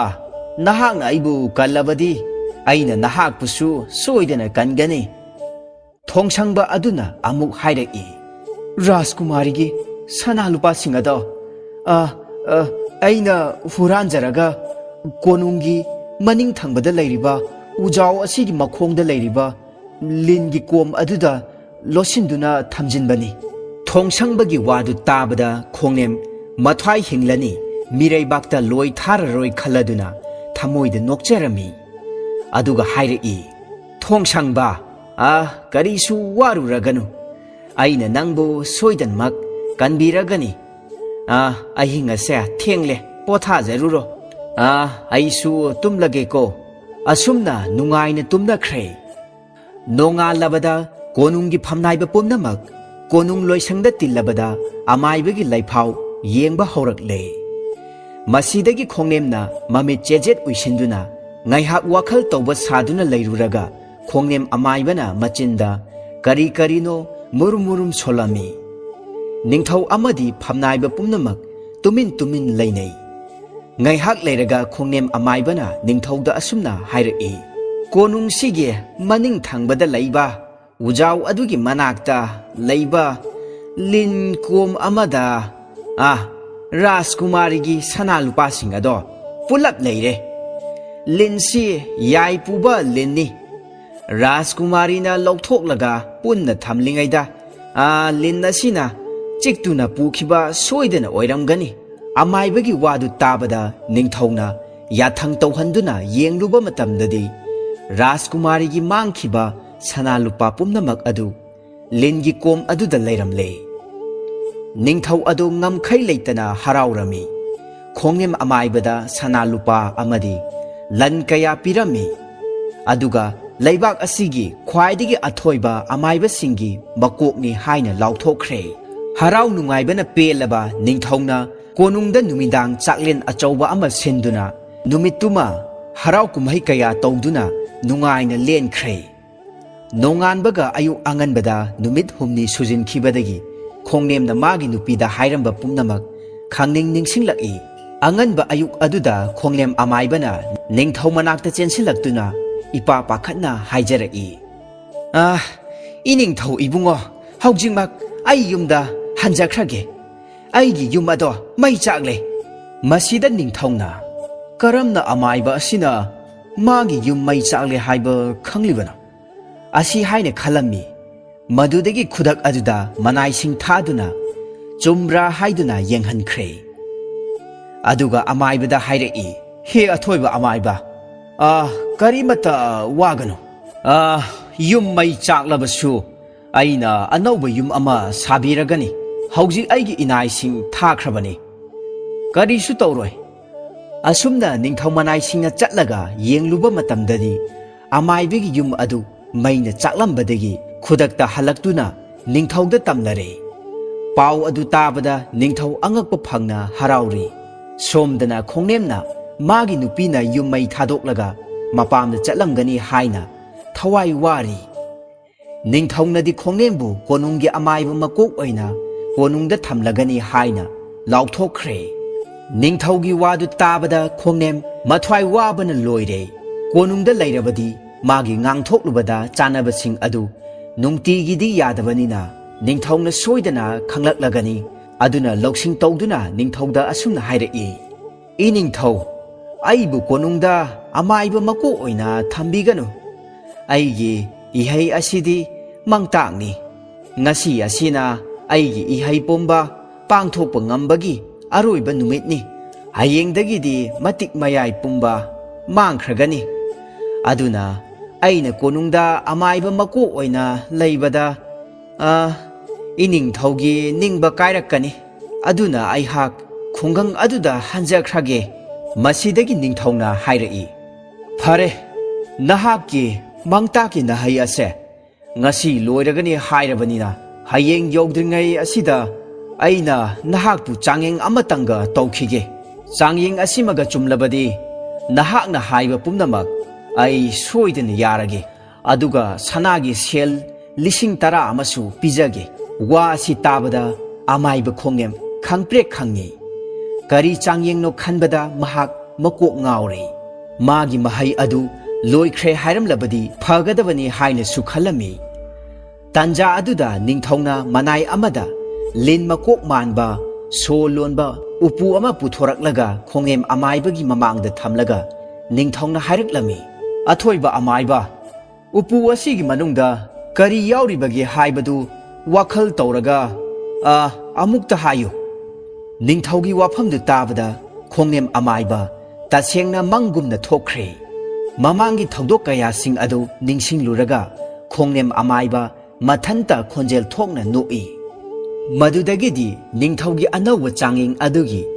ꯄꯥꯎꯈꯨꯝ ꯀꯔꯝꯅ ꯄꯤꯒꯅꯤ? ꯎꯄꯨ ꯑꯁꯤꯒꯤ ꯃꯅꯨꯡꯗ ꯀꯔꯤ ꯌꯥꯎꯔꯝꯕ ꯌꯥꯏ? ꯍꯟꯗꯛꯇꯤ ꯅꯤꯡꯊꯧꯒꯤ ꯆꯩꯔꯥꯛ ꯐꯪꯂꯒꯅꯤ ꯑꯃꯁꯨꯡ ꯂꯩꯕꯥꯛ ꯃꯤꯌꯥꯝ ꯃꯃꯥꯡꯗ ꯆꯣꯞꯄ ꯏꯀꯥꯏꯕ ꯐꯪꯂꯒꯅꯤ ꯈꯜꯂꯨꯕꯗ ꯑꯃꯨꯛꯀꯁꯨ ꯑꯀꯤꯕ ꯄꯣꯛꯏ ꯑꯃꯁꯨꯡ ꯊꯃꯣꯏꯅꯨꯡꯗ ꯇꯨꯃꯤꯟꯅ ꯀꯞꯂꯤ꯫ ꯑꯗꯨꯕꯨ ꯅꯤꯡꯊꯧ ꯑꯃꯗꯤ ꯑꯉꯝꯕꯁꯤꯡꯅꯗꯤ ꯈꯣꯡꯅꯦꯝ ꯑꯃꯥꯏꯕꯒꯤ ꯄꯥꯎꯈꯨꯝ ꯄꯤꯔꯛꯄ ꯉꯥꯏꯗꯨꯅ ꯂꯩꯔꯝꯃꯤ꯫ ꯈꯣꯡꯅꯦꯝ ꯑꯃꯥꯏꯕꯗꯨ ꯈꯟꯕ ꯌꯥꯕ ꯈꯜꯂꯤ, ꯑꯗꯨꯕꯨ ꯎꯄꯨ ꯃꯅꯨꯡꯗ ꯀꯔꯤ ꯌꯥꯎꯔꯝꯕ ꯌꯥꯕꯒꯦ ꯍꯥꯏꯕꯗꯨ ꯋꯥꯈꯜ ꯂꯥꯝꯕ ꯐꯪꯗ꯭ꯔꯦ꯫ ꯃꯃꯩꯊꯪꯗ ꯄꯥꯝꯕꯩ ꯂꯩꯇ꯭ꯔꯗꯨꯅ ꯈꯣꯡꯅꯦꯝ ꯑꯃꯥꯏꯕꯅ ꯃꯊꯟꯇ ꯃꯨꯔꯨꯝ ꯃꯨꯔꯨꯝ ꯁꯣꯟꯖꯩ꯫ "ꯑꯣ, ꯃꯤꯌꯥꯝꯅ ꯏꯄꯨ ꯌꯣꯡ ꯍꯥꯏꯅ ꯂꯛꯅꯖꯗꯨꯅ ꯌꯥꯝꯅ ꯆꯝꯅ ꯍꯤꯡꯖꯔꯝꯕ ꯑꯩꯁꯦ ꯉꯁꯤꯗꯤ ꯑꯋꯥꯐꯝꯗ ꯇꯥꯔꯦꯗꯣ꯫ ꯌꯣꯡꯅ ꯑꯍꯩ ꯑꯄꯥ ꯁꯥꯔꯒ ꯃꯃꯩ ꯆꯞꯄꯤ ꯍꯥꯏꯕꯗꯣ ꯑꯩꯉꯣꯟꯗ ꯊꯣꯛꯂꯦꯗꯣ꯫ ꯑꯣꯟꯊꯣꯛꯄꯅꯤ ꯂꯥꯏꯕꯛ ꯊꯤꯈ꯭ꯔꯦꯗ ꯅꯪꯁꯦ, ꯍꯦ ꯏꯄꯨ ꯌꯣꯡ"꯫ ꯑꯁꯨꯝꯅ ꯈꯣꯡꯅꯦꯝ ꯑꯃꯥꯏꯕꯅ ꯃꯊꯟꯇ "ꯌꯣꯡ ꯌꯣꯡ" ꯍꯥꯏꯅ ꯃꯃꯤꯠ ꯎꯏꯁꯤꯟꯗꯨꯅ